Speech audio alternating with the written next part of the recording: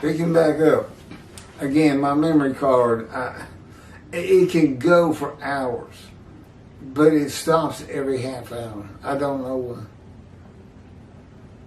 My torso was opened again to remove an 8-inch malignant cancerous tumor that had burst in my colon. I survived the colon cancer with surgery and chemotherapy, but subsequent tests revealed that cancer had spread to my lungs and it was too advanced to treat. They told me I had a month to live, and I haven't seen a doctor since. Crushed with disease. And that's when the planes hit New York 22 years ago. Now I ain't seen a doctor since. Except for going for a checkup recently. God wanted me to. Not to really see a doctor, I wasn't sick or anything. To get x-rays. And guess what? When they told me I was going to die of lung cancer, they showed me pictures. Both lungs filled with these white spots they said was cancer. Not one thing there. The God of Israel removed it.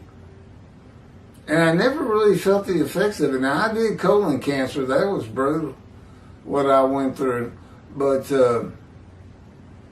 lung cancer, never felt anything. Became a triathlete.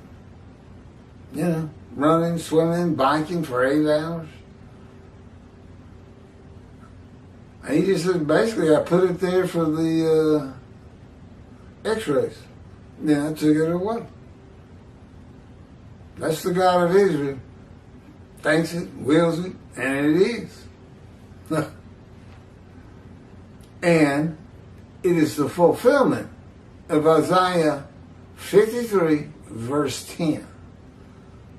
And I fulfill aid and this and that. Sure, there's things to come. You got to make the many righteous.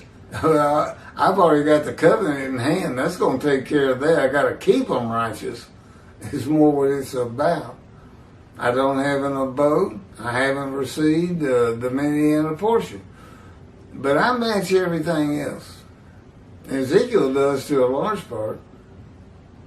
I was told I would soon die. This is God writing. This is what he told me to type. A stage 4 diagnosis. I have not seen a doctor for lung cancer from that day forward. It was when the terrorists hit New York. The book says 19 years. It's 22 years now ago, and I was 44 years old. I would be very thin, about 145 pounds, could not eat because of the colon cancer, and almost 6 feet tall. I'm a lot more than 145 pounds right now. I got to lose some weight. The skin of my chest would be open from a 6-inch circular cut to remove skin cancer when I was 43. That's the cancer when it says a man of suffering, familiar with disease. That's what made me familiar with it. It really wasn't life-threatening. I mean, I guess it could have been. My left hand would be broken from a fall on a tennis court when I was 28, and broken again walking on stones in a creek when I was 55, which God had everything to do with. I got to witness it. My ankles would be bruised and swollen from severe sprains while playing basketball and running at various ages. My chin would be lacerated from striking a wall at the end of a foot race when I was 21 in college. And I would be covered with the childhood diseases of measles and mumps. That is how a man could fit the description of the Lord's righteous servant in Isaiah 52:14, marred beyond human appearance. And just so, startle many nations. Kings shall be silenced because of him, for they shall see what has not been told them, shall behold what they never have heard. And that would be me. Nobody is expecting what's happening right now.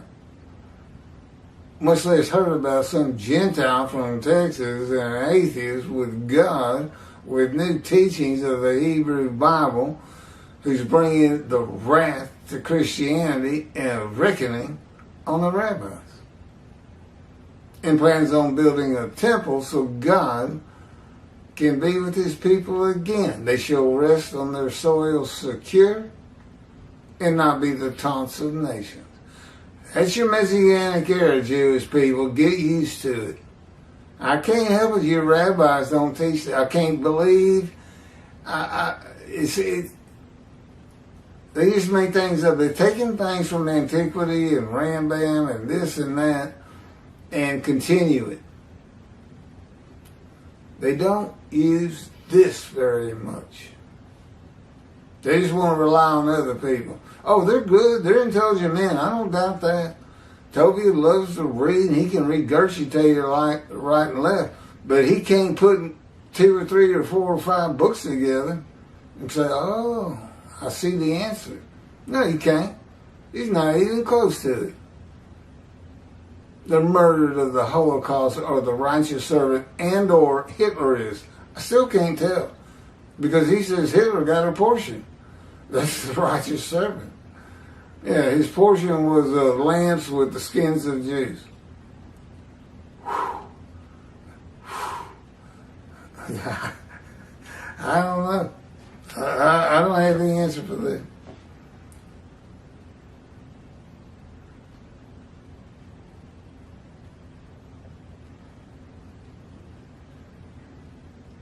Okay, I've got about a full page to go. I'm going to take a break. My throat's getting raspy. To complete chapter 52, verse 15. And then, oh, lucky me. And it's already out. I've already done this before. I've done it 2 times now, and I got to do it again. Because God tells me to. It's Isaiah 53 with Rashi's commentary.